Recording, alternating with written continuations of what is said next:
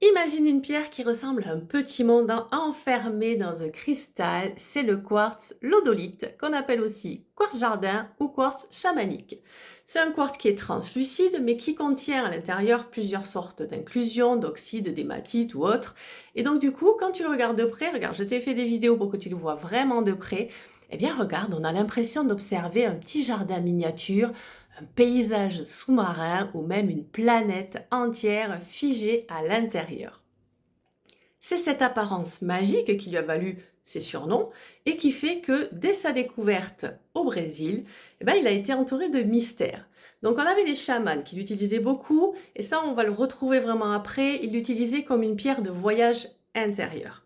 Il s'en servait aussi comme support pour les visions et pour les méditations vraiment profondes et la connexion avec les mondes subtils.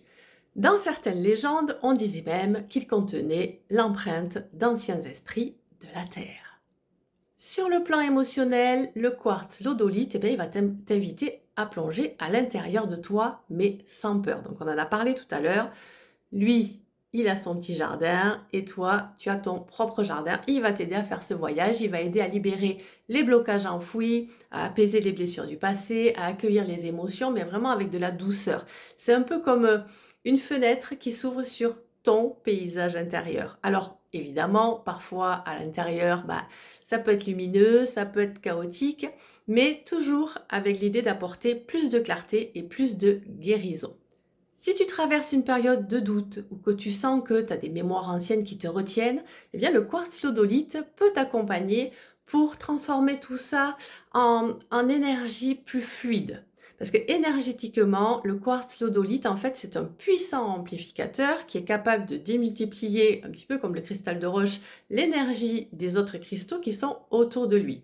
Donc il va favoriser aussi les voyages chamaniques, les méditations guidées, et la réceptivité aux messages intuitifs. C'est une pierre de connexion spirituelle, mais l'avantage qu'elle a avec ce petit jardin qu'elle a à l'intérieur, c'est que elle va aussi t'apporter un ancrage doux, mais un ancrage rassurant. Donc quand tu vas travailler avec le quartz lodolite, certes, tu vas avoir la sensation d'explorer tes profondeurs, mais tu vas toujours garder un fil de lumière relié à la Terre. Et ça, c'est vraiment précieux si tu veux avancer sur ton chemin intérieur ou si tu cherches un cristal qui soutient à la fois le lâcher-prise et la croissance spirituelle, mais sans t'égarer. Vraiment en restant toujours ancré. Alors, dis-moi, est-ce que tu es tenté par le quartz lodolite?